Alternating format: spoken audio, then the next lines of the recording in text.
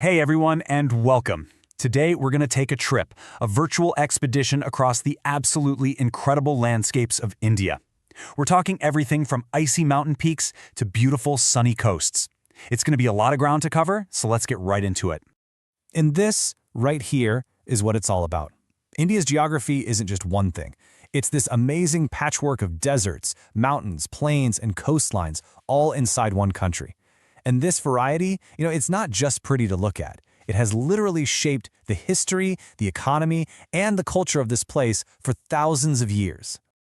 Okay, so before we dive deep into all the different regions, every good explorer needs to know the scale of what they're looking at, right? So let's start there. Let's get our bearings and try to wrap our heads around the sheer size of India. First up, the total area. We're looking at a massive 3.28 million square kilometers. To put that in perspective, that makes India the 7th largest country in the entire world.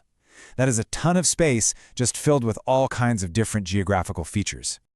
Now let's think about that in terms of distance. If you were to travel from Ladakh way up in the north, all the way down to the southern tip at Kanyakumari, you'd cover about 3,200 kilometers. Imagine that journey. You'd be passing through dozens of completely different climates and cultures. And if you go from east to west, it's almost just as wide. We're talking roughly 2,900 kilometers from Arunachal Pradesh, where the sun rises first, over to the salt marshes of Kutch in the west. The scale alone tells you we're dealing with a truly epic piece of land. A country this big is bound to have a lot of neighbors. India actually shares its land borders with 7 different nations. You've got Pakistan all the way to Myanmar, creating this really complex and fascinating map.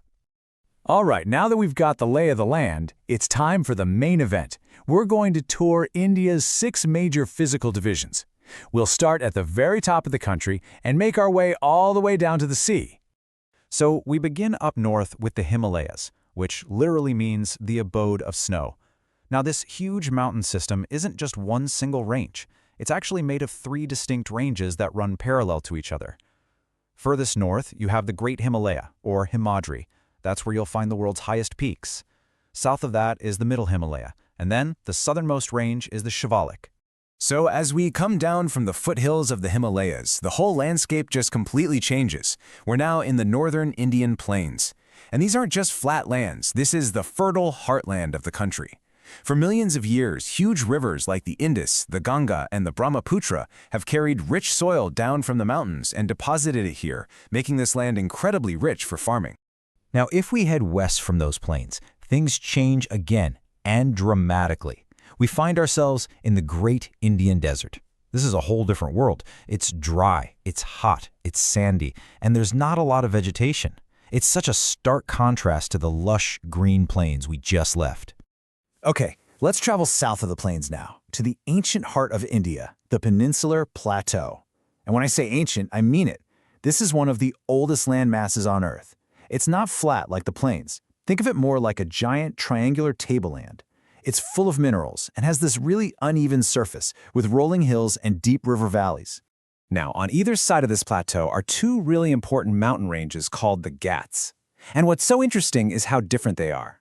On the west, you have the Western Ghats, which are like a continuous, unbroken wall of mountains. But on the eastern side, the Eastern Ghats are broken up and uneven, worn down over time by big rivers flowing out to the sea. And right past the Ghats, you hit the coastal plains. Again, totally different on each side. The Western Plains, which are kind of squeezed between the Western Ghats and the Arabian Sea, are super narrow. But on the eastern side, facing the Bay of Bengal, the plains are way, way broader and home to some really fertile river deltas. For the last stop on our physical tour, we've got to head offshore. India actually has 2 main groups of islands. Over in the Arabian Sea, you've got the Lakshadweep Islands, which are made of coral. And then way out in the Bay of Bengal are the Andaman and Nicobar Islands, which are actually the peaks of a submerged volcanic mountain range. Pretty cool, right?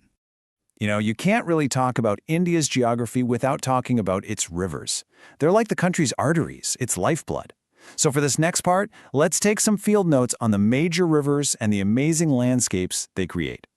So, the rivers in the peninsula mostly flow in 2 main directions.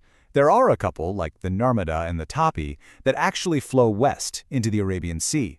But the majority, and we're talking big ones like the Mahanadi, Godavari, Krishna, and Kaveri, they all journey east and empty into the Bay of Bengal. And what happens when these massive rivers finally hit the sea? They create these huge, fertile wetlands called deltas. And the most incredible one of all is the Sundarban Delta. It's formed by two powerhouse rivers, the Ganga and the Brahmaputra. And this isn't just any delta, it is the largest one in the entire world, a spectacular maze of waterways and mangrove forests. Whew, we have covered a ton of territory today. So to help make sure some of these key facts stick, how about a little pop quiz? Think you've been paying attention? Let's find out. Okay, first question for you. We talked about those 3 parallel ranges of the Himalayas. Do you remember what the southernmost one is called? Is it the Himadri, the Himachal, or the Shivaliks?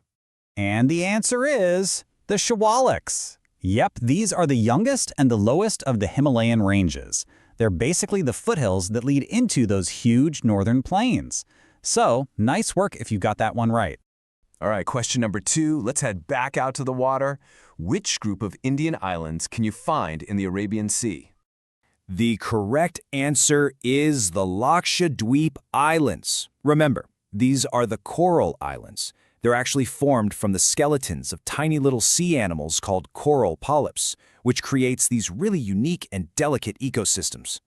And for our last slide, let's just zoom all the way back out.